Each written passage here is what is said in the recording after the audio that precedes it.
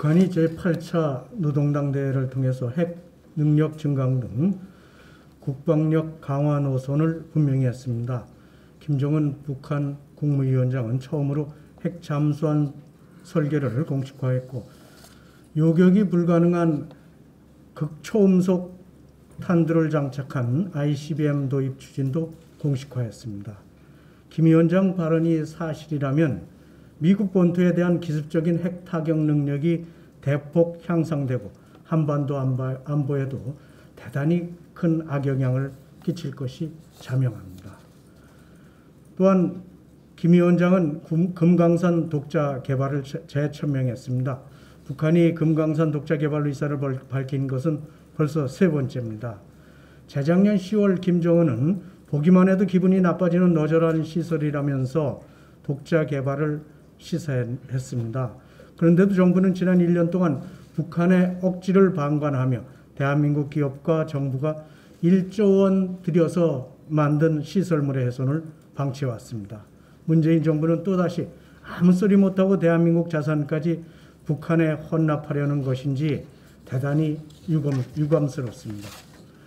북한의 끝없는 핵 폭주와 오만방자한 대남 메시지는 결국 문재인 정부의 일관된 대북 저자세 탓입니다.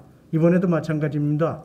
한 손에는 핵 잠수함, 또 한 손에는 대남 협박을 흔드는 북한을 향해서 민주당 이낙연 대표는 전략 도발은 없다, 대화에 비중을 두고 있는 듯하다 하면서 납득하기 어려운 입장을 내놨습니다.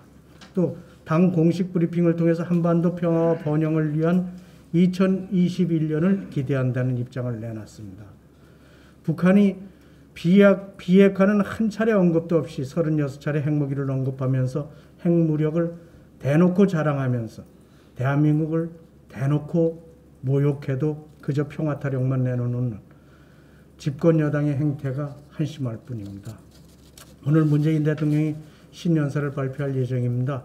대통령만이라도 이번만큼은 상식적인 대북 메시지를 내놓으시기 바랍니다. 한반도 평화를 위협하는 북한의 핵 야욕을 단호히 질타하고 진정성 있는 비핵화 태도를 촉구해야 할 것입니다. 또한 북한이 남측 시설물을 훼손할 경우 엄정한 책임을 물을 것임을 강력히 경고하셔야 합니다. 대통령마저 또다시 대북 저자세에 터잡은 맹탕 평화, 가짜 평화 타령만 하신다면 북한의 오만방자함은 더욱 커지고 한반도 평화의 길은 요원해질 수밖에 없습니다.